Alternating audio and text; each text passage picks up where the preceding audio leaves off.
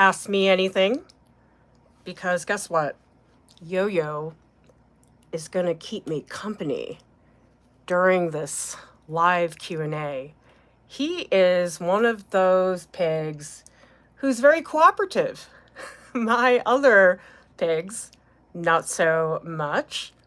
Tell me in the comments if you have something you want to pick my brain about, because, oh, I have too much on my brain. It's so challenging to figure out what to do. Like usually on the weekends, I always think, oh, I have the weekend, I can finally do the things.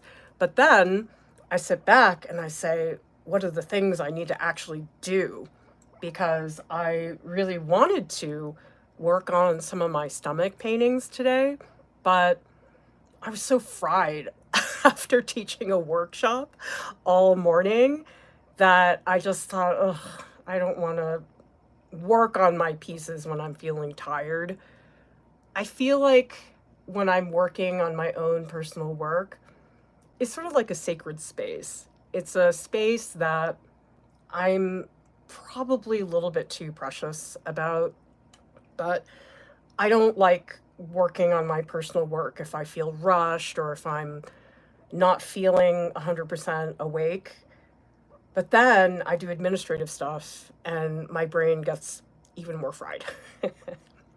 Tell me in the comments, what are you struggling with right now? My guess is that we all have something that we are having a hard time with. Maybe it's your watercolors hate you, or maybe it's your oil paints that hate you, or sometimes it's just a matter of a mindset, because one thing that's always been really important to us is that we address the entire artist. I think sometimes on YouTube, people get very caught up in the technique and drawing things a certain way. But to me, more than half the battle of being an artist is really trying to find a place where I have a degree of focus, but that I am also willing to make changes, to pivot. I was talking to somebody in art club today about how even if you really prepare a lot and you've done all your thumbnails and everything, ultimately there's always something at the later stage which is probably going to need some kind of adjustment. We have Jay Snyder. Okay, sit here for a second, sweetie. Okay, I can't handle the phone at the same time. Jay Snyder says, how many pigs do you have? Oh, you have 7? I want 7. That's a lot of poop, though. Just 3, which is what we have. That's plenty of poop for me. Hi, Izzy. You need to rest. We need to prevent burnout. You're so right about that. And I'm the worst. I'm always the one telling people not to overdo it, and I always do. I think it's just I'm a workaholic, and I actually get very anxious if I don't work a lot. For example, if I go on vacation, after one day on the beach, I'm done. Like, I can't really sit there and relax for that long. I don't know. I'm a very paranoid and anxious person in general, and it doesn't really help when you work in a field that has so many unknowns, that is so ambiguous sometimes. And so I have to spend a lot of time really navigating myself. But then when I take care of myself, I'm like, oh, that was so exhausting, taking care of myself. It's a little silly. Karasu said, my current art professor said my work needs more originality and I need to, quote, get off the internet. If somebody said that to me, Karasu, I would actually find that sort of frustrating. Because first of all, what is originality? I actually think you should give up on being original, because everybody's done everything at this point, but you have your own voice. Imagine the story of Romeo and Juliet. There's been so many movies and plays based on that. And yet every director who directs their version of Romeo and Juliet does it a little bit differently. I probably, Karasu, think what that professor meant was for you to depart more greatly from what you're seeing online. Because I think what's tricky is if you make work that is inspired by something, that's fine. I'm not saying you shouldn't do that. But sometimes if you aren't changing things enough, like if you're sticking to a style that's really well known, and so somebody looks at your work and they go, oh, that person really spent too much time looking at Gustav Klimt and this looks just like a Klimt painting. That's not really the response that I think a lot of artists want. I think we want to look at Gustav Klimt, have him influence our work, but we want people to look at our work and say, oh, that's Karasu's piece, and not look at it and say, oh, that's just a ripoff of Klimt. Maybe that's what he meant. I don't know for sure, Karasu, but that's what I'm thinking. Also, everybody, ask me anything, because you can watch a lot of videos, but at a certain point, you have to get customized advice. Tell me in the comments if you guys have felt that. I've had some people in art club tell me, well, I just spent so much time watching tutorials, but now I don't actually know how to do something that is my own work. Because sometimes a lot of the tutorials are an artist demonstrating their own style and means of working. And that can be a good way to learn, but at a certain point, you have to figure out how to find your own voice. And that is something that I think is really hard to do by yourself. Having somebody look at it, it's really helpful. Amaris says, can you bring Dorian back to teach a crash course on fashion? Well, unfortunately, none of our teaching artists are full-time, and so usually I'm not able to hire them to do something like that. Like teaching a course is a lot of work and preparation. Maybe someday if we have a $2 million budget, which we're not even close, everybody. Anna says, I'm struggling with endurance, working on a really long-term project, which is exciting, but I don't see the end in sight. Yeah, I'm in the very middle of, well, not middle, beginning of my stomach series.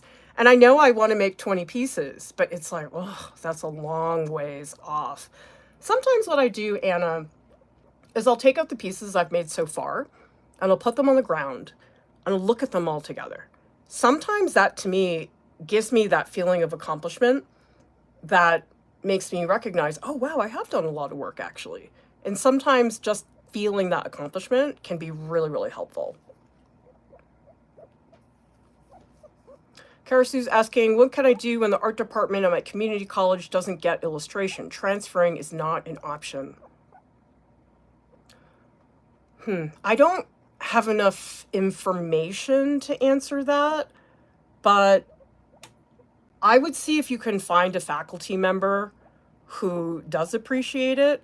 I don't know who teaches there, but sometimes if you just seek out one teacher instead of trying to really learn evenly from everybody, that can help. Because I've definitely had times where I was in a department that wasn't really a great fit, but maybe there was like one professor who I felt I could relate to, reach out to them. Is he? That's not paranoid, it's called passionate. That's what it is. Yeah, just switch the word passionate into any time you say paranoid. Yeah, like It Can Be says, just do work, do the best you can. Don't stress about being original. Absolutely. Because I think we're all doing the best we can. Who isn't? And that's sometimes all we can do. And I think sometimes it's really easy, especially in art school, like you hear so many opinions, people saying, do this, do that. And it's very confusing. You don't have to listen to everybody. If there's one person who's just like not getting you, it's fine. I had a lot of people who I worked with in art school. I was like, oh, you're a nice professor, but you clearly don't understand what it is I'm doing. And that's okay. You will have that. Hey, Sonnet. Great to have you here. Sonnet and I met in Providence. Remember? It was so many years ago. We did a meetup in Providence, and that was so much fun. I love it when I can see you guys in person. Thank you, Amaris, for the super chat. We really appreciate your support. 10K says, I just started drawing and painting again after quitting art for years, and I feel guilty for all the time I wasted. Do you have any advice on this? It's not wasted, because every part of our lives feeds into our work. I went 2 years without making any work. I was so burned out, and I just was miserable. I was like, I don't want to do this, feeling this way. But you know what? After those 2 years, there was a point where I was like, oh my God, I want to make work again.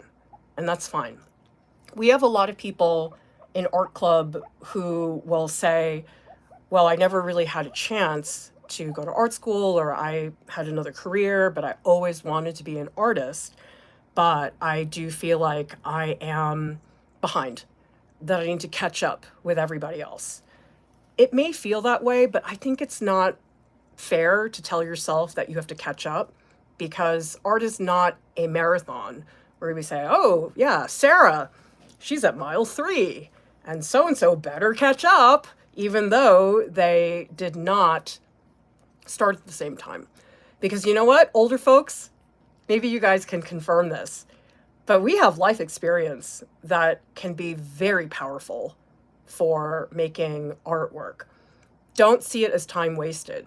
That's you living your life, which oftentimes can turn into art. And it doesn't have to, you know, not everybody wants to make work about their lives, but I've had people who are 18 who have enormous skill, and they'll say to me, well, I don't know what to make art about.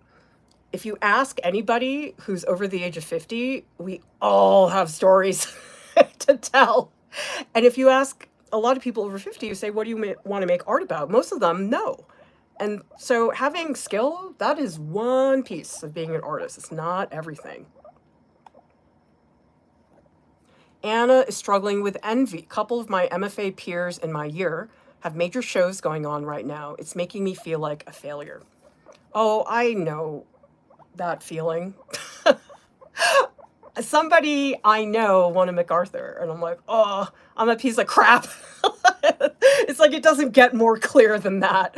But it's going to happen all the time. We're just always going to see artists who are ahead of where we want us to be, or it's very frustrating. I know how you feel about that. But I think an important thing is to just remind yourself that everybody's development, it's not always early. I find it very frustrating, because oftentimes there's this, oh, look at this artist. They're just finished their MFA. Look at how they rocketed to the top of the art world. Like, those are the only people we read about. We don't read about the artists that took decades to have any remote success. There are a lot of examples of that, not only in art, but people like Julia Child. She was really the first television cook. She didn't get started cooking till she was 40. And again, this sort of aligns with the race thing that we were talking about. Race as in marathon. Oh, shoot, Buddy wants to go out. Hang on a second. I may have to come back, you guys. Okay, hang out for 1 sec. I will be right back. I also have to put Yo-Yo away. Okay, say bye, Yo-Yo. Okay, I'll be right back. By the way, post questions while I'm doing that. Ask me anything.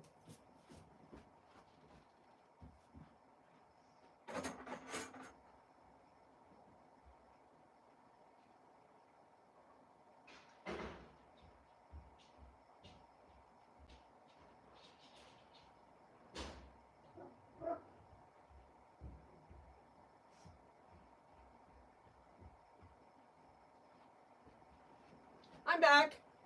Just had to let Buddy outside. Remember, ask me anything. Actually, the reason I'm doing the stream is because I'm procrastinating. It's easy to justify things, because I'm like, oh, this is good. I'm making videos. Ask me anything. Sonnet says, I think you've spoken on this before, but do you think an MFA is not worth it if you don't plan to teach? I would say you have to make sure with an MFA program that you understand why you want to do it. And in terms of the teaching thing is just an MFA qualifies you to teach at the college level. So if you want to teach at the college level, you have to get an MFA. There's no way around that. Some people, let's say they did their undergrad in a different degree, and they never really had that time to work on art in a more focused manner. Sometimes that's great. Some people want to show in galleries, and an MFA oftentimes does plug you into a network of people, not really quickly. I mean, you have to work for that. That's not something that's like guaranteed necessarily, but it certainly is a way to level up. And actually, you guys, if you are thinking about or applying to an MFA, give me 1 second. I need to flip this. This is an MFA event that we are having, and if you go down, you will see that we have 2 live Q&A sessions about MFAs. And if you buy our ebook, which is $25, between July 6th and July 10th, you get to attend the chats. Now, if you already purchased the ebook, you can pay the fee to attend. So I'm very excited about this because, again, it's like you can watch all of our MFA videos, but people oftentimes, again, need follow-up questions, something that's much more specific. Take a look. It's on our website. Just type into the search bar, MFA Portfolio Q&A Chats, and you will find this page that way.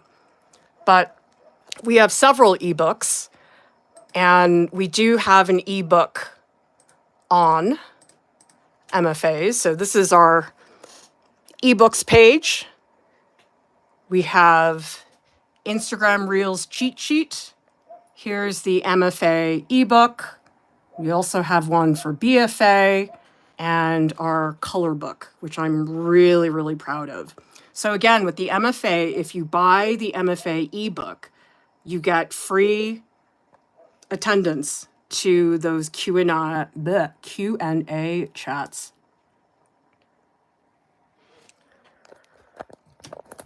Let's see what other questions we have. I know, centrifuge. Yo-Yo's the fat one.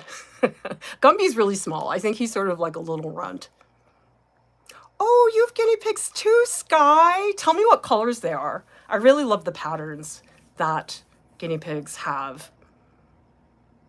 Julie Musique says, like you would appreciate your opinions. Oh, I'm so glad. That makes me really happy. Centrifuge says, I stopped intentionally drawing painting for years and it's fine.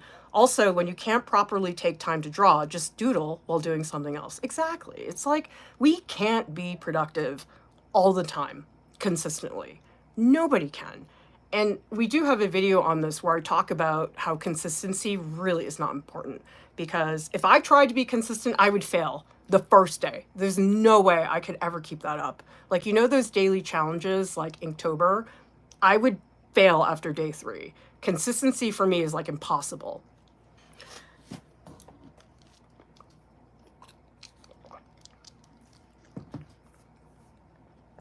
Sonnet says, I'd argue that having something to say is far more important than having skill. Absolutely. Because at the end of the day, if I want to paint a pear, chances are there's a lot of people in the world who can paint a better pear than me. And I've always had to ask myself, well, then what can I say that nobody else can talk about from my point of view. And sometimes it is something that other people relate to, like the postpartum stomachs that I'm working on. I can talk about the postpartum experience as I experienced it, but it also has impacted so many other people. And that's, to me, the best, is when I can share my personal experience, but it's a universal theme that other people can relate to.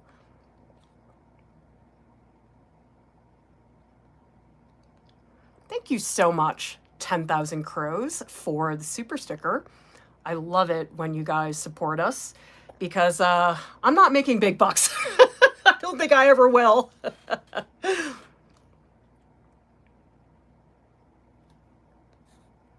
Sorry, I'm really behind on the comments. Blue Days says, how old is Yo-Yo? Maybe 3 years, maybe 4.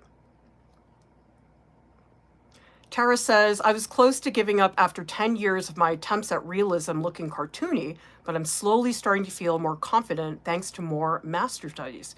Yeah, and I've seen your work, Tara, and you're working so hard on those figure pieces in art club, and it's been so much fun to watch that progress, because that's my ideal way to teach people, is on an ongoing basis. Obviously, I love working with people for the first time, and if that's all you can do is just do one workshop and that's it, I'm not saying you have to do more, but I really love working with people in art club, because some of the people in there, I've been working with them for years, and it's so different when I really understand somebody's artistic history. It helps me be more specific about the feedback I give.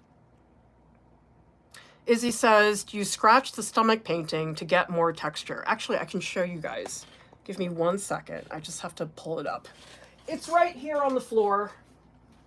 This piece is almost done, but there's one part that I think looks really flat that's bothering me. So I have to work on it. Okay, so here is the painting, and this is a wood panel. Okay, so if we go up close and behind, you can see this is what the back looks like. And then if we go up close, you guys can see this is all scratched away. This part, actually, to make it brighter, I did some sanding. Well, I did some sanding here too, like this highlight up here. This is all sanding. And some of this I've reburned. So I burned it once, and then I scratched away, I burned it again. But this part here is really flat. It's bothering me. This one shadow. So I have to pull out a couple more highlights to make it a little bit less even. But yeah, this is the piece. This is a one-off. This is not matching the other piece that I have. And that's fine. I'm going to more follow the piece that you guys saw on my Instagram. Guys are helping me procrastinate. I'm like, oh, I know I should update the website, but I don't feel like it. Oh, shoot, I already got stuff on my forehead. Brian says, on the talk of MFAs, what type of educational experience goes on your CV? If you didn't go to art school and get... I know a lot of people do not go to art school without debt. It really depends on what that CV is for. Curriculum vitae, which is basically a resume, but there's like an emphasis on your exhibition history. Some artists never need a professional artist CV. Usually if you're like submitting to a juried show, you will need to have something. But honestly, it doesn't matter if you don't have any experience. I think the only time it really does matter is if you want to get into galleries, like they really want to see an exhibition history. But it's okay to put on a resume that you don't have an art degree. Like I have a friend who's a scientist for decades, now is a photographer, and I told her, I was like, yeah, you should put down that you have a chemistry degree, because it's clear if you look at her portfolio that she's an artist. I mean, most people aren't going to say, oh my God, you don't have an art school degree, you're a piece of garbage. It's like, no, she's got the work. So I wouldn't worry about it unless you really want to be pro. If you're not 100% pro, you don't have to worry about it so much. Centrifuge says, what are some less commonly used colors and pigments that you like? I really like Viridian. I like Viridian as well. Viridian is a very bluish green and it's very dark and it's great for making blacks. I actually just got, I unboxed this the other day on an Art Dare stream, but this is a quinacridone purple. And I've really never used this one before. I'm curious, maybe it'll help me make more blacks. This is not an uncommon color, but this is Van Dyke Brown, which I'm very excited about. We actually just released a video on green where Lauren explains a lot of the green colors. We have part 2 coming in a little bit, but that would be a good video to look at because we have a lot of color shorts that Lauren did, and they're fantastic because she's our resident color expert. KROSOCZKA asking, do I need to know what illustration path I want to follow before I apply for my BA or BFA? No. A lot of the times people really don't know all the fields. I mean, when I went to art school, I didn't even know what illustration was as a field. And so the whole point of school is that you go and you find out about all of these things. Like one aspect of illustration that I'd never heard about was surface design. I talked to a faculty in RISD illustration and she makes a killing doing surface design professionally. And she said she couldn't believe that the illustration department didn't make it more well known that that was a career option in illustration.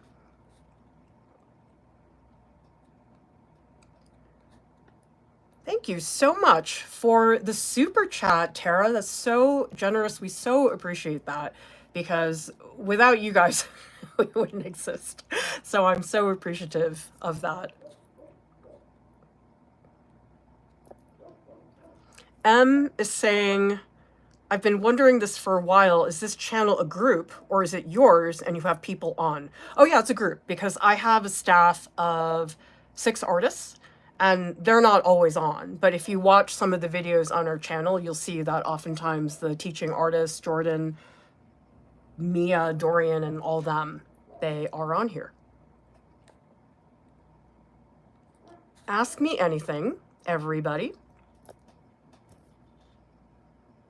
Izzy says, I mixed to my black phthalo blue. I need to get some phthalo blue because I haven't really used it, but the thing is Lauren has been doing so many beautiful phthalo paintings and I'm like drooling over these greens and these blues and how luminous she makes them, and so now I'm like really interested. Oh my god, I have stuff all over my face. In case you missed it, I did unbox a whole bunch of art supplies.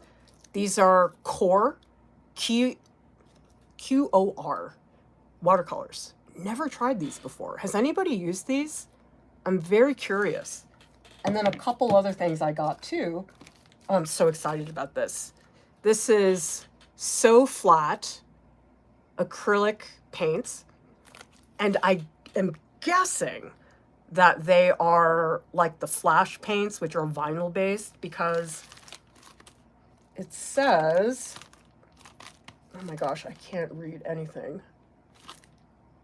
I thought it had a description. Anyway, I'm very excited because there's so many different kinds of acrylics, and I have tried a lot of them, but this one I haven't tried. I also haven't tried the golden high flow, which I'm curious, like, how is that different than the fluid acrylics? I have no idea. I'm gonna have to try them all. So I'll report back. That way you guys can save money and not buy the wrong thing, or sometimes there's a type of paint that is like so much better suited. Like in art club the other day, somebody was asking, I want to make my acrylics flow a little bit better. What do I dilute it with? How much? And so I came in and said, actually, you should just buy the fluid acrylics because you don't have to do any dilution. And yet the pigment is still pretty strong and intense.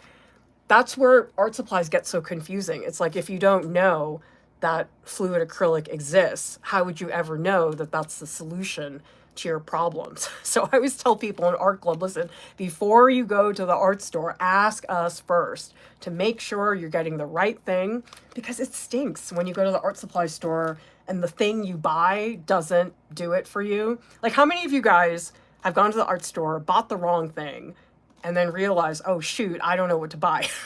And so in art club, we try to really give people the right information on art supplies because it can be extremely confusing. Like you can read so many articles about supplies and still not really understand. And it's so fast, quick answers. You just post something, boom, you got an answer. I love that. Some people have been asking me, how do I learn faster? And I say you don't, but you can get answers faster. That is the big difference, because it stinks to be watching 50 videos and it's like you still can't find the thing that actually is going to help you long term. Niz says, how to get an art professor job when even community college need 3 years of experience. You have to get an adjunct position first. The full-time jobs are very hard to get, and most places want a few years of adjunct teaching. I mean, sometimes you get people who will get a full-time job right away, but that's not that common. But that's across the board for all the colleges. Cold call people. If you just find the names of the department heads of a school and just cold call, just say, hi, I'm available for teaching, I'm very interested. And it always feels like, oh, that's never going to go anywhere. Guess what? That's how I got my job at RISD. I just emailed the dean and said, hi, I'm available. And they didn't do it right away, but a year later they did. And so that's the thing, is you have to get on people's lists, because oftentimes what happens with adjunct classes is they have to fill them last minute just because things happen. And so if they have to fill it last minute, they're not going to do a call for people to interview. They're going to say, oh, who are the people we already have on that list? And if you're on that list because you emailed them a year ago, that's what will happen. Oh, Renee, I love the core. They are super richly pigmented. Well, I'm going to have to share some of that report with everybody. And I'm really excited because actually the people at the Gardner Museum, the conservation lab, core watercolors, this was one of the paints that they used for restoration. They also use golden as well. They use a lot of the golden fluid. I mean, granted, I didn't see everything, but this was actually the first place that I found the core watercolors, was at their conservation lab. Oh, you've used it too, Tara. Izzy says, how do you select your palette for a work of art? What is your process? I am not the best person to ask because I don't usually do a lot of work in terms of color. I should. I mean, Lauren is the person that does a great job of that. She does a lot of marker drawings as like little sketches for paintings, and she also makes color palettes, which I am not good at doing. What I do is I pre-mix my colors, and I'll do color thumbnails, but as you guys know, I really enjoy black and white, and so color is not really something I've done a lot, but we do have a video on how to create color palettes. So if you guys go to artprof.org, which is our website, you can type into the search bar color palettes. And I think we have like 2 lessons that are on it. So look that up. And by the way, if you guys haven't seen our website before, use the search bar. It's a really big site. And certainly you can browse, but if you're looking for something, just type it into the search bar. It's a lot faster.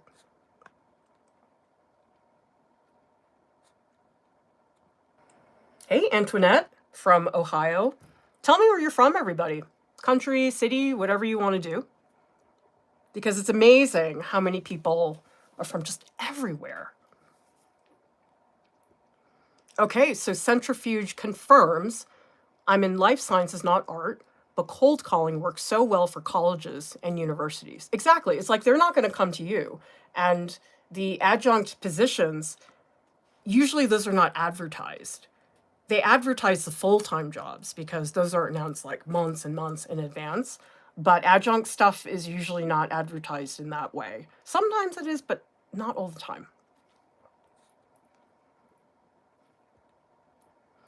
Ben says, I find little to no information on sign painting. Yeah, that's an incredible art form, which has died down a little bit because of digital printing and everything, but it's a beautiful form of art that I think doesn't unfortunately get as much visibility anymore. Brittany says, I found a set of cheap gouache paint very difficult to paint with. Gouache can be a little finicky.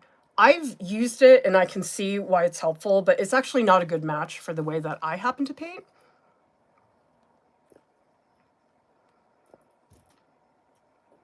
Okay, we have people from New York, Denmark, Georgia, Dusseldorf. Thank you so much for the super chat, Sonnet. And remember, everybody, ask me anything, because it's good to watch videos and hopefully you're getting information from ours. But I find follow-up questions are extremely important. I don't think I've ever watched a video and not been, but what about, oh, you guys didn't cover this, because no video is going to have everything that you want to know. And so I find live Q&As or the voice calls that we have in the voice calls we have in art club are so helpful, because you can just like get the answer. You know, you watch a video and you're like, where's the part that's about this? And it's like, it never shows up. It's so annoying. I was trying to figure out something to do on sound design with Audition. And oh my God, I watched so many videos, you guys. And I still couldn't figure it out. It made me really sad. So again, it's like you can't learn faster, but you can get answers faster. Answers that work. Like sometimes you find something and you think it's the right thing and you try it and it doesn't work.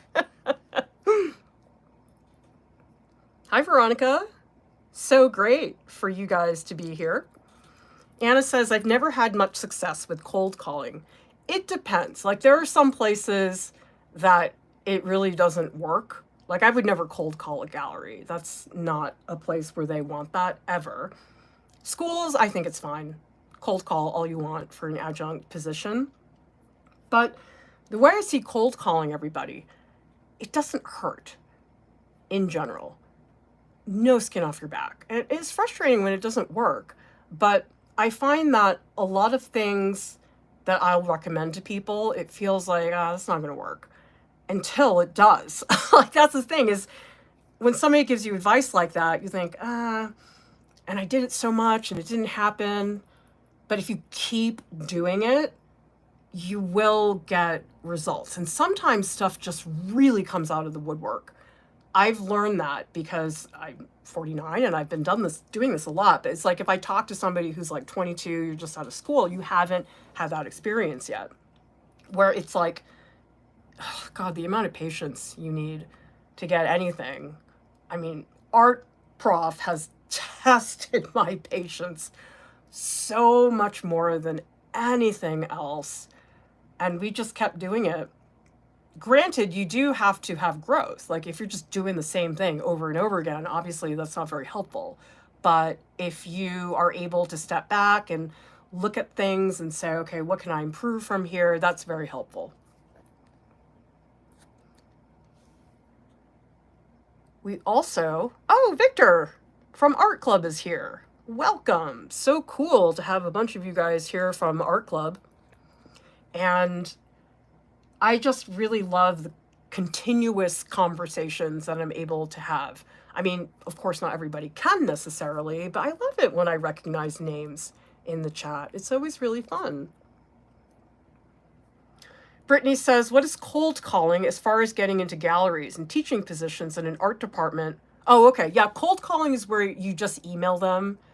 They didn't contact you. So maybe I'll look up the name of a department head at an art school. Let's say their name is Jane Doe, and I'll write, Dear Jane Doe, I'm an artist working in printmaking. I would like to inquire if there are any openings to teach in your department. Here's my expertise. Here's my curriculum vitae. Here's my website. I can be contacted here. Because really, you want to get into people's inboxes. Because sometimes at conferences or like I meet people, it usually doesn't work if they don't follow up. So if I meet somebody at an event and I really want something from them, I'll usually send an email or a DM or something. I'll just say, hey, great to meet you at that event. Because if you're not in their inbox, they're not gonna see you. And I try to do that as much as I can. And you'd be surprised how many people don't do that. And it's incredibly effective. Tambo says, what is Art Club? Art Club is our best program. And it's where I spend most of my time. So actually, let me show you guys what Art Club looks like. Okay, so this is our website. If you guys go to artprof.org, the link is in the description, and the Art Club link is also in the description. So if you guys just come here to the front page of artprof.org, if you click here, you will get to find out everything about our program. It's where I spend most of my time, and we have so many fun activities for all of you to do, because really the best thing about Art Club is that you get answers fast. You don't have to get stuck. That's what most people do. And actually, here's a feature. This is Jen, who's been with us for a long time. And I love seeing the before and after. Okay, so this is what Jen was doing before Art Club. And then look at this cute little bee painting. It's just so wonderful. And it's like if you step back and look at those two artworks, it's incredible. Having that support, having that feedback, that is what creates faster learning. Getting feedback, getting unstuck. And we address a lot of different things. Like, for example, a lot of people join because they want to learn fundamentals. Art supplies, again, lots of misinformation online, wasted money because people bought the wrong supply. We have a lot of people in Art Club right now who are working on selling.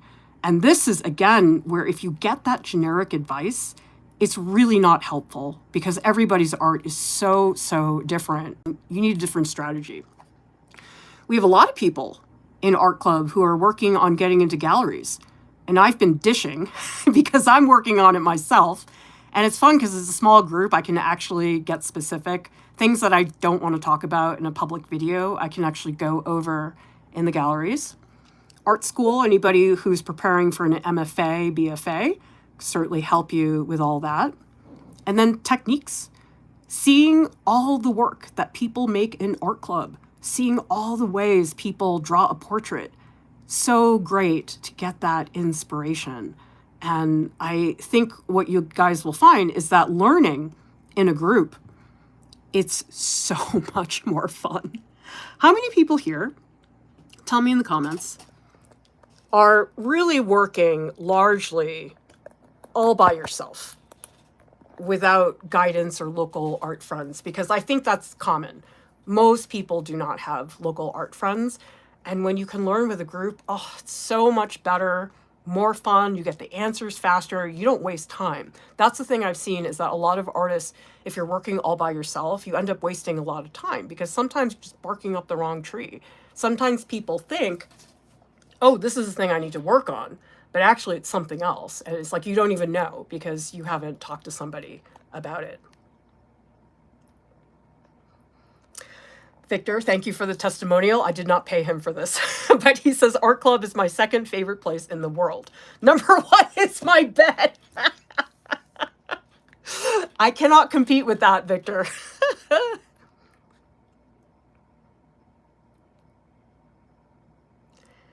Western Australia from Tracy. Wookie says, dropped out of a chemistry PhD. Any advice on getting a job at a museum? I've applied to be an art handler relocator, but need a year of experience handling fine art. What are the entry-level jobs? I don't have as much inside information on that, but they always have people who do ticket sales, people who work in PR and marketing. Sometimes that's a good place to start. I mean, it depends on the museum. Some of them really want professional qualifications for PR, but that's usually a good place to get started.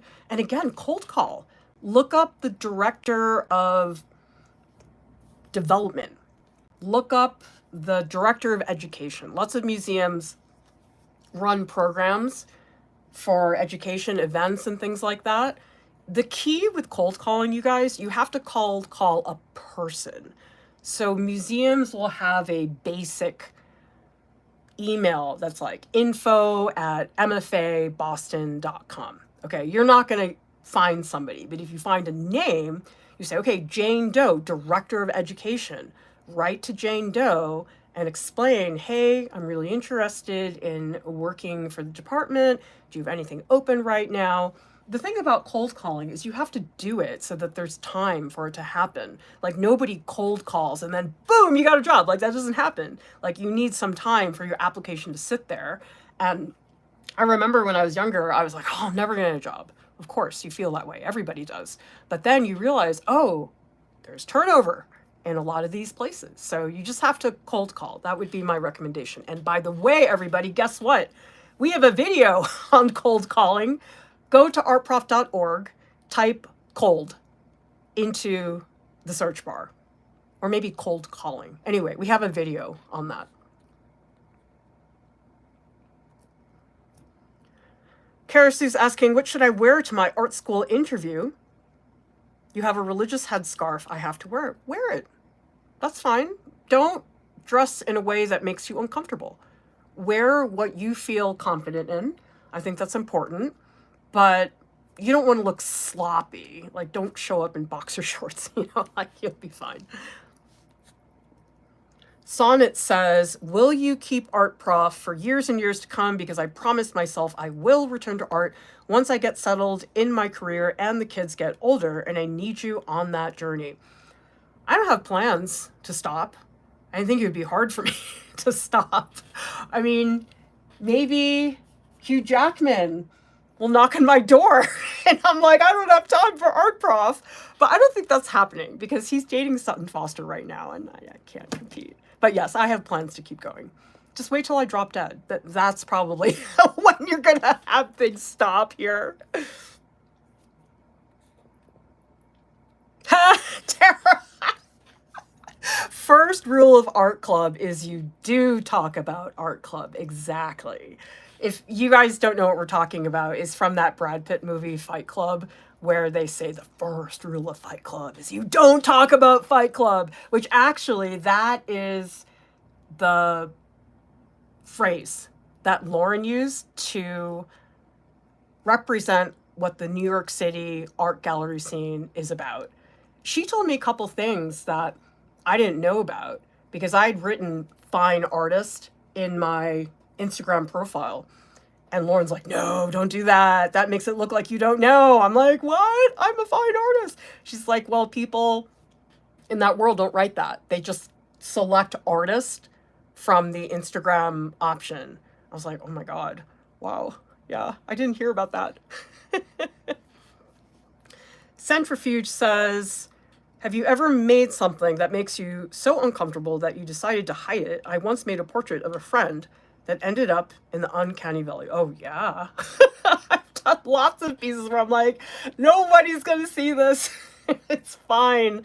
But I think it's portraits. Portraits make us deeply uncomfortable when they hit that uncanny valley. And that's okay. Portraits are hard. It's one of the hardest things to learn, not because we have trouble sketching cheekbones, but because there's just so much psychological baggage.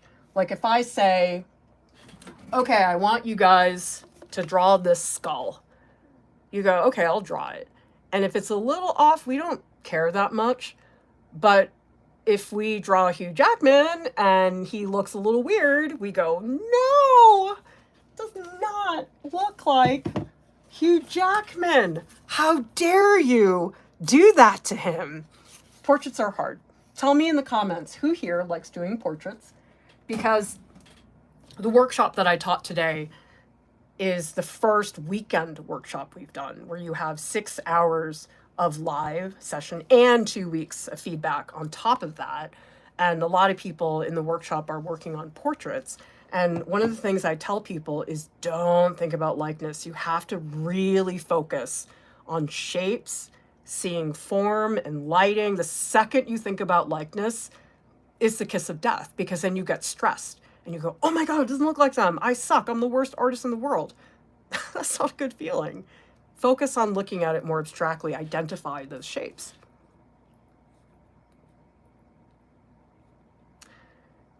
We have Tambo, who says, working on my own.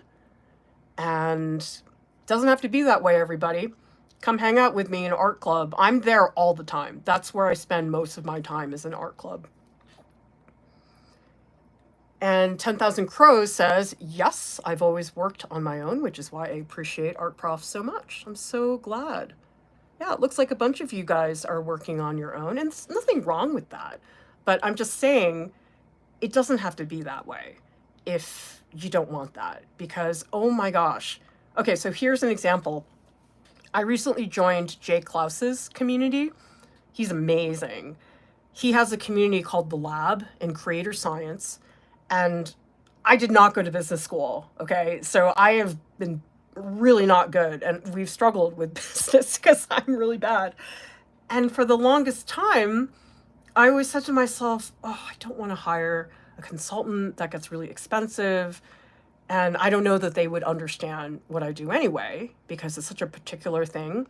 His entire community is for people who create content online, have memberships. I'm like, oh my God, that's me.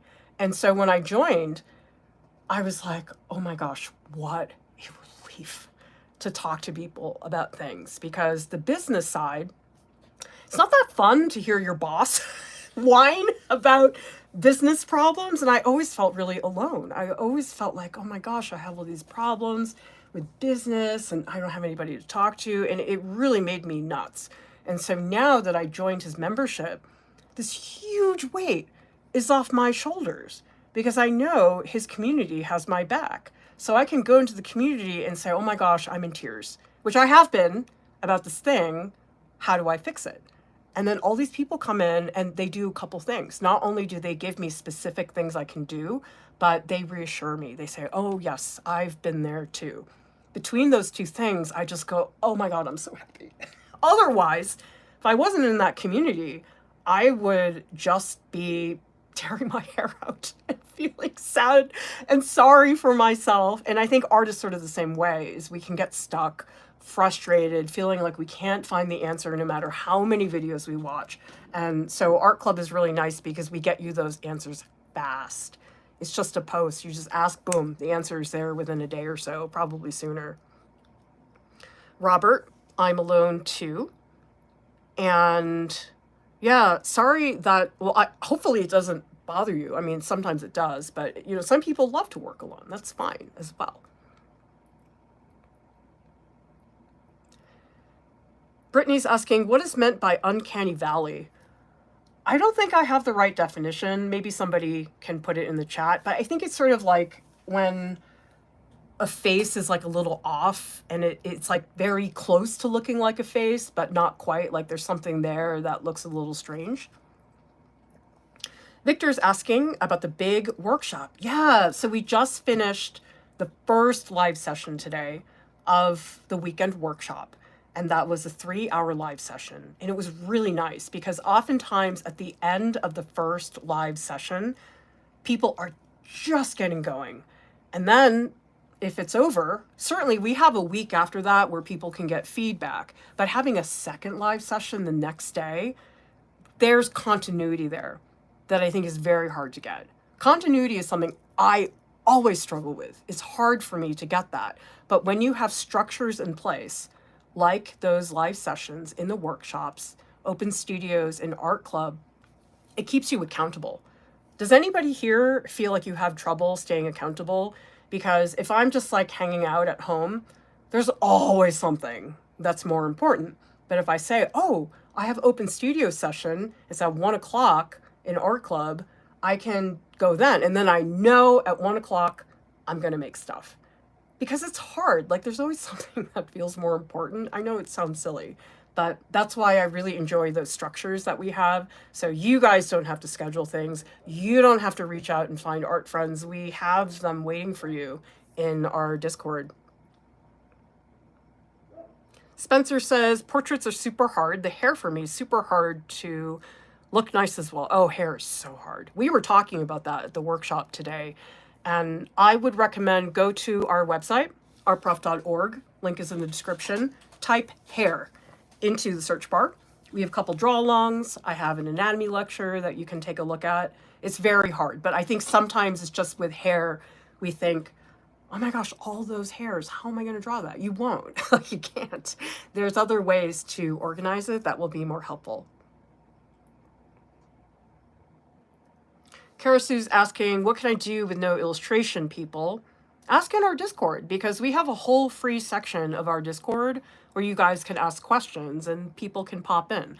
I'm not in the public areas as much because I would die if I tried to answer every single question, but we have a lot of people in the Discord who can probably help you, or at the very least commiserate.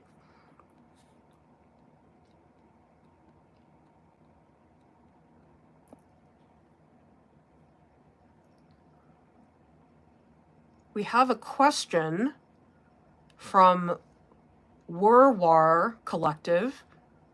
What about soap bubbles, spectacles in the street? Is it art? What do you define as art? I'm not familiar with what you're talking about, but it's a huge question. I don't think I define things as art. More so that I would define things by field. Like I would say, okay, that is an artwork made for the cover of the New Yorker. That's an illustration. And there are some things that's just really hard. There's a line and some people say, no, that's this, no, that's that. People don't always agree about what is what, and that's okay. I think there's just different ways that people express themselves, and whether it's quote art or not, I don't think it's that important, because people are very quick to want to label and categorize things. But there's so many things I've seen that I can't define it either. I look at Sarah Z's work, S-Z-E, and I say, well, it's not quite architecture, but there are architectural elements. And she's had pieces that are like on the side of a building. But it's not really, is it installation? Is it sculpture? We don't know. That's okay. I just think that those definitions are not as important as some people might think. Dermot says, I have done some portraits, but they are hard and very tense for me. I've done charcoal portraits in tense 4 hours. I know, it's pressure to do a portrait. Dermot, if you want to tell me, what material are you using for your portraits? Because sometimes there are certain media that are just so much harder to loosen up. For example, if you're drawing with a pencil, the second I get a pencil in my hand, I just tighten up immediately.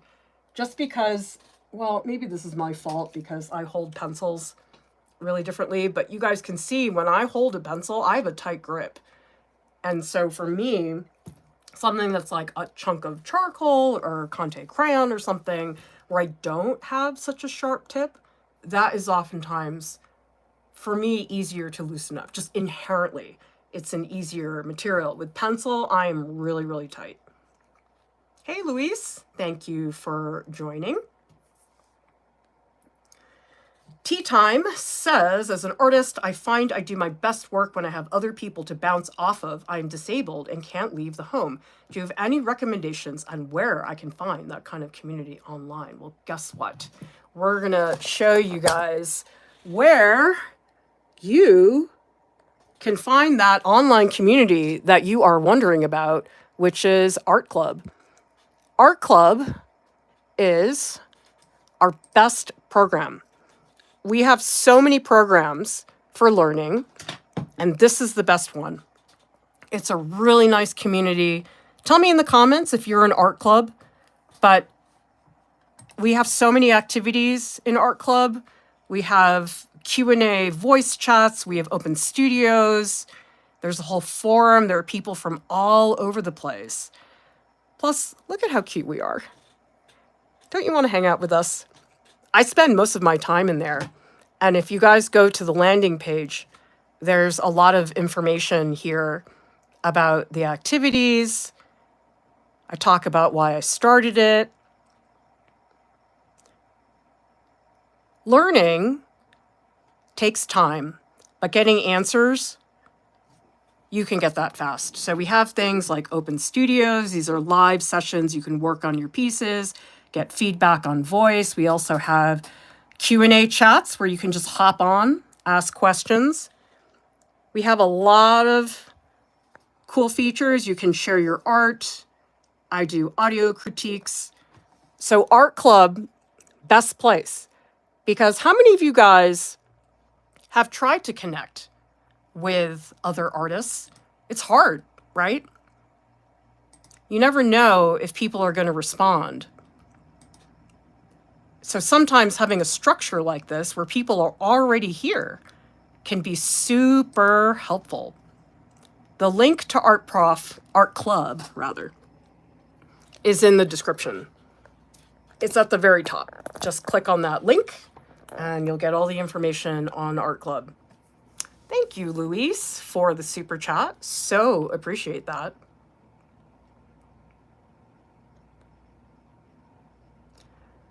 We also have Dermot. Okay, you use charcoal for your portraits. I think what I'd recommend is cutting back on the amount of line you draw with. Again, I can't really say specifically without seeing your work, but I find sometimes with drawing, people spend a lot of time online, where adding tone and shading can sometimes help. Sorry, I know that's very generic. Again, I'd have to see your work. Luis says, lately the environment around where I walk around has made me take pictures of them and I want to paint or draw it at home. Oh, I love that. Sometimes the stuff that's the most interesting, it's right there. On our front step, I see really cool things when I'm out for a walk. You don't have to travel to France and see a Gothic cathedral to have something be engaging. Sometimes it's the rocks right outside my doorstep that I think are beautiful. And you don't have to paint everything. Sometimes I go out and I look at things and I think, wow, that would be lovely to paint, but I don't have time to paint it, but I still like noticing it. I think that's a great exercise. Yes, I know, Victor. My pencil grip is so bad. That's why I don't draw with pencil. Actually, if I do draw with pencil, I draw it by holding it like this, so I move it around. Because, yeah, this is like, I'm not letting go.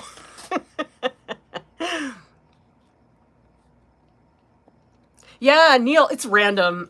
Honestly, I was just procrastinating because I have stuff I want to do, but I'm too tired to work on my personal stuff. And I just don't want to do more admin stuff today. I taught a workshop live session today, and I'm usually a little bit of a vegetable after that. And so usually on Saturdays, I can't really do anything that requires a ton of work. And I thought, okay, a good way to feel productive and yet procrastinate at the same time would be to do a live stream. Well, you should come hang out with us in Art Club Tea Time, because I think we're really fun. I mean, I'm very biased about that, but I just hear so much about artists who tell me, they say, well, I've tried reaching out to artists, I've tried talking to people on Instagram, but it never goes anywhere. You really need a space that has structures to create that dialogue. So one thing I do a lot in Art Club is I really like connecting people. I think it was one person the other day showed me granulating watercolors. Another person was doing it. I said, hey, you guys need to chat. You need to talk about granulating watercolors. And that's something that's really hard to do on social media. And plus, when you reach out to an artist, you don't have any guarantees that they're ever going to say anything. But because Art Club is a group and we're invested in each other's progress, you will get replies. And if anybody's a jerk, we boot them. So you have to worry about anyone being mean to you, because we have, well, I guess I never wrote it down, but we have an expectation that people are kind to each other and not terrible.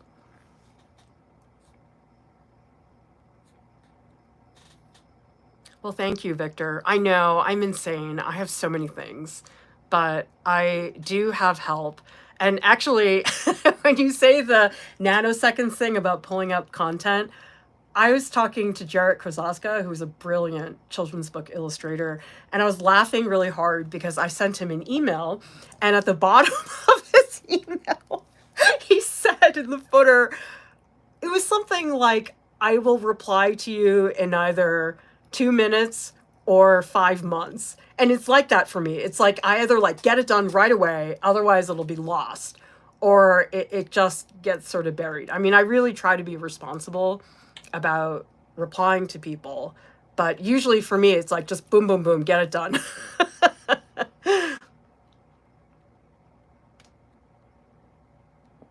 Yeah, tea time, we have so many people in art club who have all various situations, people who live in very remote areas, people with chronic illness or disabilities. It's a really great option because you can do everything from your home. There's so many things that are wonderful to do in person, like figure drawing, but it's like, how many of us can really get there all the time on a regular basis? It's usually difficult. I talked to somebody in a workshop today. They said that they are taking classes in Manhattan, but they said that it's oftentimes hard for them to get there, so it's not something they can do very much. Our club's available all the time, and I'm always in there on business days, so you don't have to worry about not getting a response. That's the other thing. So, you know, like sometimes you put stuff out on Instagram or whatever, and tell me in the comments if this is the case. It's like you just feel really crappy when people ignore it. Like if you ask a question somewhere and nobody replies, like it makes you never want to participate because it's like, oh, feels a little bad. In our Discord, that doesn't happen. We try to make sure that everybody is seen and replied to. We can't give comprehensive things to everybody, but we do the best we can to make sure. And if people come into the public Discord and for some reason their message didn't get seen, we tell people, listen, just at moderator and one of us will jump in, because that does happen with a large server like that.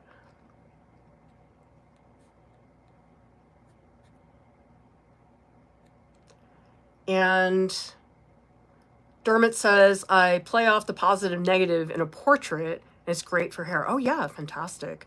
Spencer's asking, is mixing charcoal and graphite a big no-no? It's not that you can't do it. It's just graphite, I find, is not a material that plays well with other supplies. For example, Conte crayon and charcoal, those are fine. They mix really well. But the issue with graphite has a sheen, and that sometimes gets in the way because charcoal doesn't. Charcoal is matte. The other thing is that graphite really is a different color. And so if you have charcoal and graphite in a single drawing, usually the charcoal might look more brown. Maybe the graphite looks a little more blue, and usually that doesn't look great. It's not a combination that I recommend to people to do. Karasu's asking, how much is Art Club? It is $30 a month, and that's the lowest tier. We have higher tiers as well. And the annual option, you get 2 months free. So that's the biggest bang for your buck. But look at the tiers, because here, let me show you guys the easiest way for me to explain this. Okay, now if we go here, click on Join Art Club today, you can see we have many options for you guys to look at. Annual is great, you get 2 months free. So these are the rates. There are 2 different tiers, well, there's 3 tiers, and you can see with each tier, there are more things. Like this is a new tier we just introduced, Feast, which is like the works. This is like everything. This is like full out art school. That's annual. Okay, so you can see monthly, $29 a month, or Gala, which is $60 a month, and then Feast is $400 a month. Now, again, you don't have to stay the whole time. Like maybe some people, they just have a month to do stuff. And so sometimes Feast is a really nice option because you get a one-on-one call with me, you get all the ebooks, critiques with the teaching artists, one-on-one onboarding call, video replies, unlimited critiques. This is like the works. But if you can only afford Party, you can see there's still lots of fun things that you can do. So check it out. I think that, of course, do the thing that helps you, but annual is really nice because then you don't have to stress about learning things really quickly. Like, I would hate that if I had to say to myself, oh my God, Clara, you only have 1 month. That feels really bad. I really don't like feeling like I have to rush through things.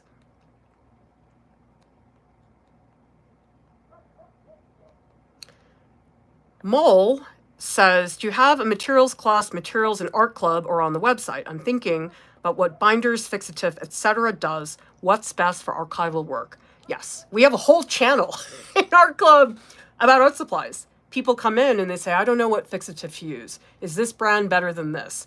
Quick answers.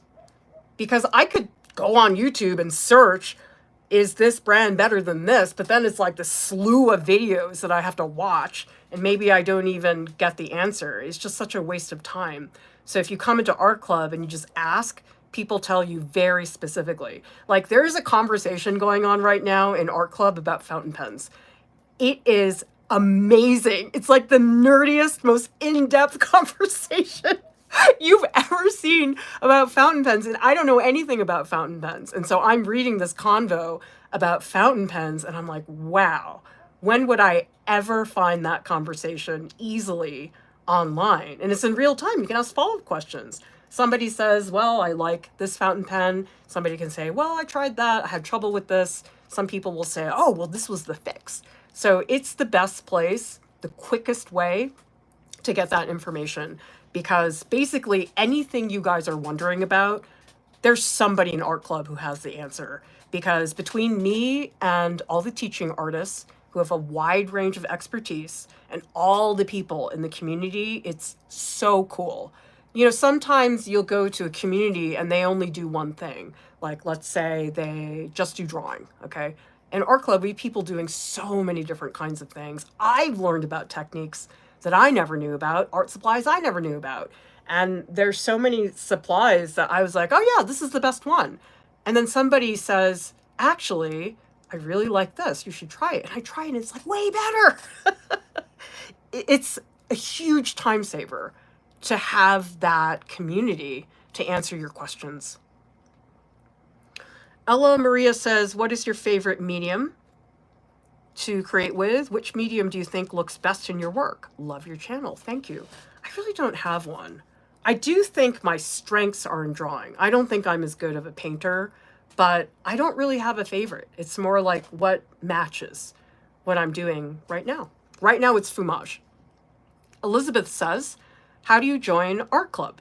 You just want to go to our front page, artprof.org, and the link is in the description as well.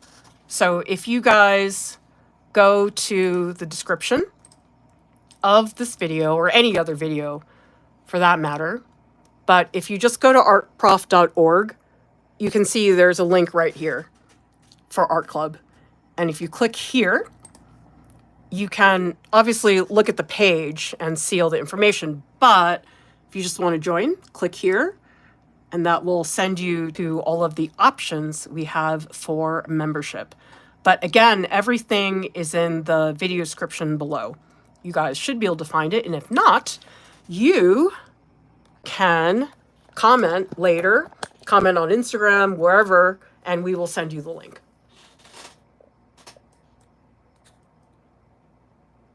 I know, the fountain pen people, they really, really love that.